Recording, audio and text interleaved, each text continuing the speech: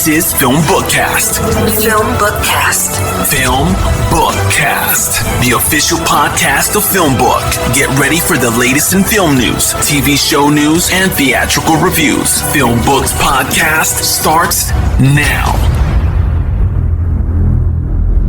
Hello, everyone. Welcome to FilmBookCast, the official podcast of FilmBook. My name is Chris Banks. If you're tuning in for the first time, what I do on FilmBookCast, I discuss the latest film and TV show news. I also review an in-theater film sometimes. You can find more about FilmBookCast on film-book.com by using the search term FilmBookCast. You can also email us at podcast@film-book.com with FilmBookCast in the subject line. Let's jump right into it this week. Now let's check out some movie news from this week. Big Red is coming back to theaters. Deadline reported this week that a Hellboy movie subtitled The Crooked Man is about to start production. The Crooked Man will be another reboot. Hellboy's second after the 2019 film starring David Harbour was a reboot to Guillermo del Toro's 2000 movies. Production is expected to begin in March in Bulgaria. We'll keep up with news about The Crooked Man, as fans of Hellboy must be excited another one's on the way. Some more movie news this week. Who wouldn't want to see Willem Dafoe as Dr. Van Helsing? That's just one possibility of what Willem Dafoe is going to play in Robert Eggers' upcoming Nosferatu. The cast is stacked already with Anya Taylor-Joy, Kate Dickie, Ralph Ensign, Nicholas Hoult is a part of the project, as well as Lily Rose Depp, and Bill Skarsgård is also attached to the project. We'll keep up with news about Nosferatu, but exciting news for fans like me of Willem Dafoe. Wrapping up this week in movie news, Zach Galifianakis reportedly has signed on for a Disney live-action remake of Lilo and Stitch. It's intended to be a major release on Disney+,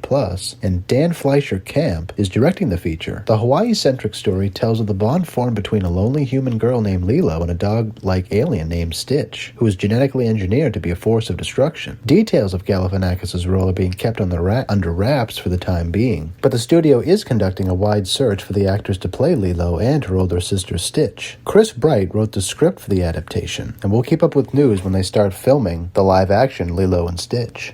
Now let's switch up gears and check out some TV news from this week. Phoebe Walker-Bridges, the Emmy-winning Fleabag grad, is readying a TV series based on the popular video game turned action movie Tomb Raider. She recently renewed her overall deal with the Amazon streamer, and she's also writing some of the script for Tomb Raider. She does not plan to star in the TV adaptation of the property, and apparently is just limited to actually writing the script. In addition to writing the script, she'll executive produce the show alongside Ryan Adelina. We'll keep up with news about Tomb Raider as they start casting or production begins. Some more exciting TV news, some casting news, is Bass Reeves, a series that's upcoming from Paramount Plus, directed by Taylor Sheridan, has cast Barry Pepper in a series regular role along with Dennis Quaid, Forrest Goodluck, and Lauren E. Banks. Bass Reeves is based on the true story of the titular of the lawman. Reeves, known as the greatest frontier hero in American history, worked in the post-Reconstruction era as a federal peace officer in the Indian Territory, capturing over 3,000 of the most dangerous criminals without ever being wounded. We'll keep up with news about Bass Reeves, but exciting casting news for fans of Barry Pepper. Lastly, this week in TV news, Apple TV Plus has finally rounded out its cast for its crime drama,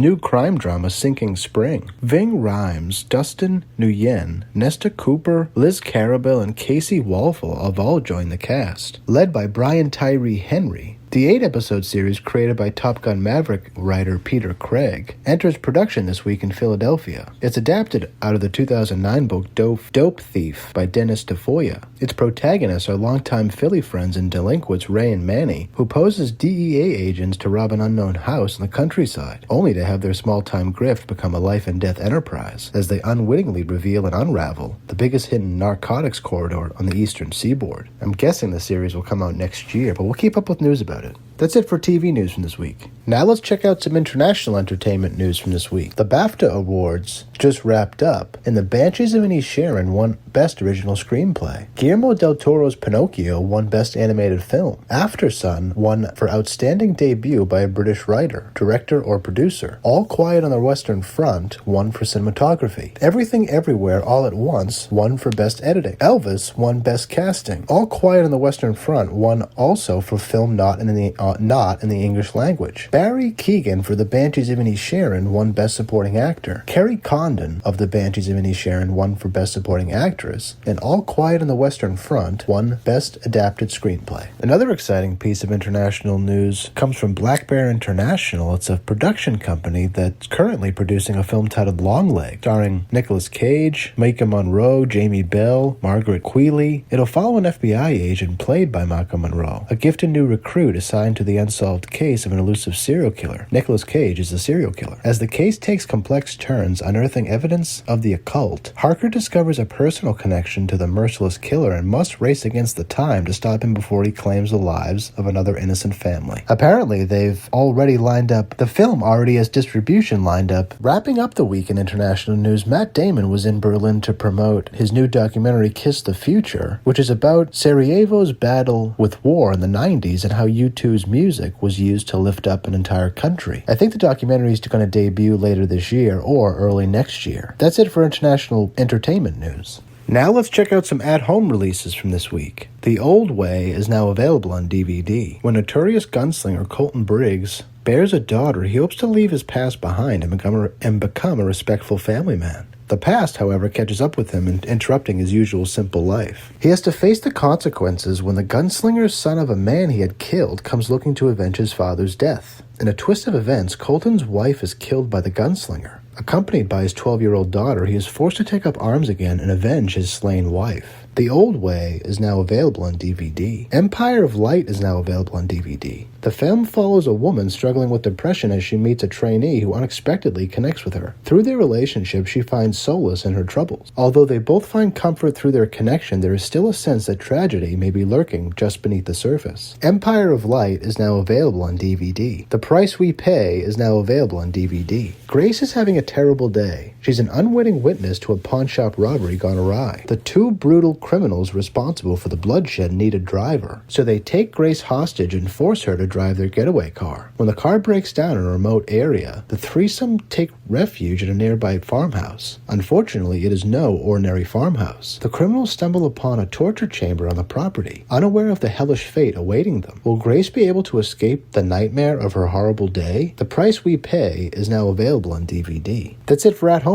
This week in TV trailers, we got the fourth John Wick, and the film is bringing us a new villain. Bill Skarsgård joins Keanu Reeves in the fourth chapter of John Wick. Check out the trailer. It'll debut in theaters March 24th. Another very interesting trailer that debuted this week comes to us from Apple TV Plus, and it's titled Tetris. Yep, it's based on the origin story of the film is based on the popular puzzle video game. It'll be released March 31st, and it stars Taron Egerton, who plays the American video game salesman Hank Rogers. Tetris tells the story of Rogers and his mission to secure the distribution rights of the game. Check out the trailer for Tetris. You'll catch it on Apple TV Plus March 31st. Wrapping up this week in film trailers is an interesting trailer for a film called Dancing Queen. It comes from the same makers of The Worst Person in the World. It's about newcomer Liv. It's about Mina, a slightly overweight underdog who falls head over heels in love and sets off to become a hip-hop dancer to win her crush's heart. Check out the trailer for Dancing Queen. It's a story that depicts the transition from child to youth, the naive versus the self-aware, originality against the perfect, the playful spontaneous versus the serious and dutiful. Check out the trailer for Dancing Queen. No word yet on when it will be released. That's it for film trailers.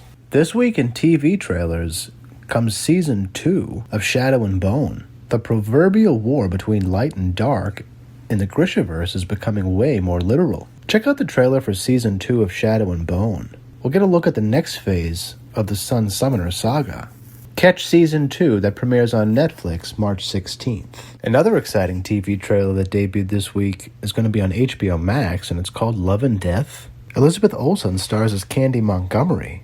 She was a Texas housewife charged in 1980 for the murder of her friend and neighbor, Betty Gore. During the trial, it came to light that she was cheating on her husband, Pat, with the victim's husband, Alan. She pled self-defense, but she claimed that Gore attacked her after discovering evidence of the affair, and Montgomery eventually declared not guilty by a jury. Love and Death explores the lead-up to Gore's murder, Montgomery's trial, and the aftermath, focusing particularly on the relationship between Montgomery and Alan. Exciting TV news. The last TV trailer we'll talk about this week is Season 3 of Ghost. James St. Patrick is gone, but definitely not forgotten. That's evident in the trailer. Check out the trailer for Season 3 of Power Book Ghost. It'll hit stars March 17th. That's it for TV trailers. All right. Time for this week's movie review. For this week's movie review, I have to talk about Babylon. I'm a little late to the game, but what a film Babylon is.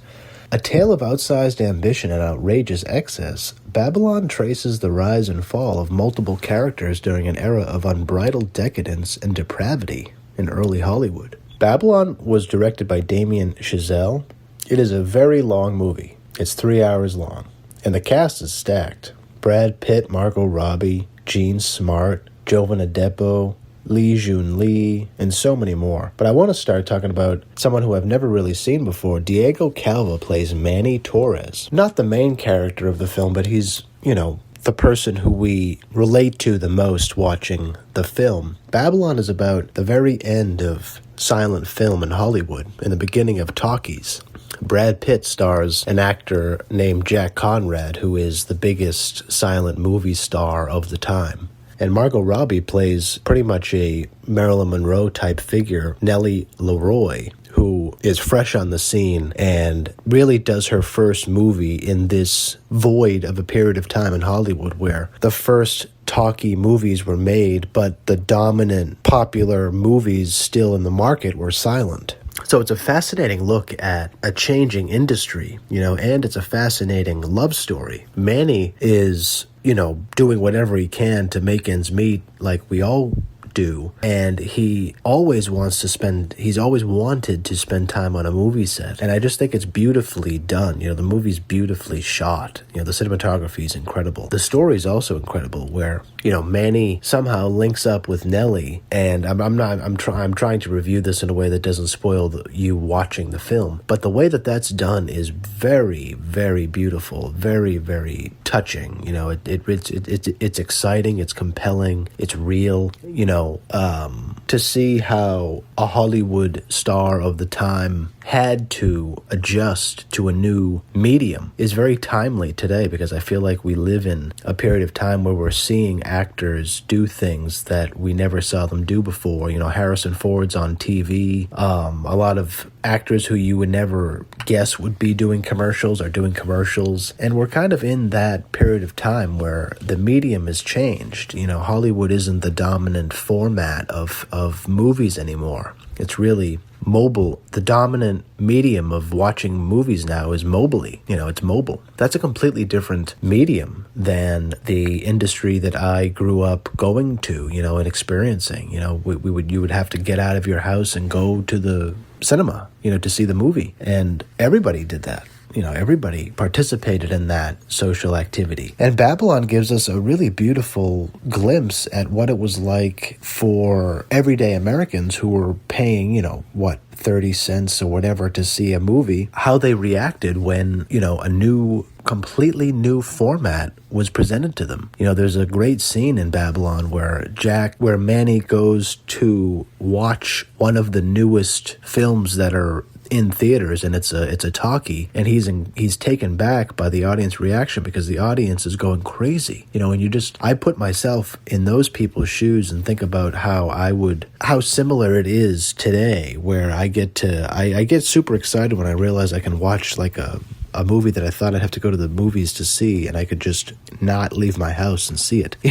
It's a very exciting thing, which I'm sure that the people of the time back in the times of the industry that Babylon speaks about, how they reacted when they walked into a place that they were used to, experiencing a silent film, and then all of a sudden you hear things. That must have been a profound experience for people. Babylon really brings you onto both sides of that change. You get to see what it does to actors because it destroys actors' lives. The changing industry today means that so many people don't have work that should, and a lot of people that shouldn't have work do.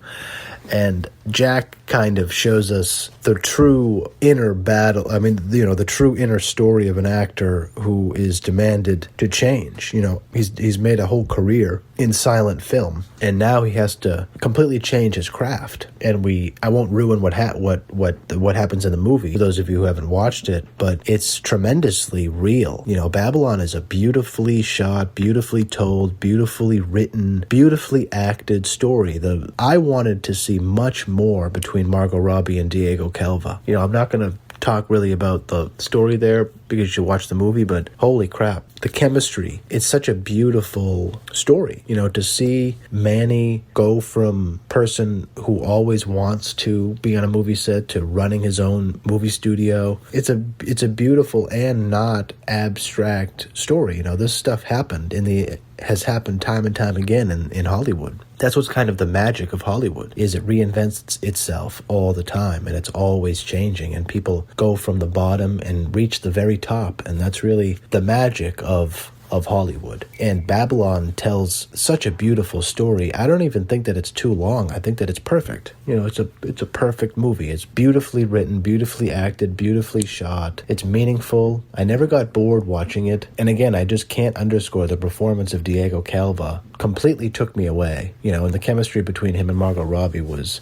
next level, off the charts. And congratulations to Damien and everyone involved with the movie, because it's a tremendously done film, and I hope you like Babylon as much as I did. Thanks so much for checking us out this week. Thank you so much for listening to this episode of FilmBookCast. You can find more of my work on film-book.com. Just search for Chris Banks or FilmBookCast. You can also find me on Twitter at @CBanksy, SEE Banksy. I'm also on Instagram at @TheChrisBanks. If you listen to this podcast on iTunes or another podcast service, please rate and review this episode.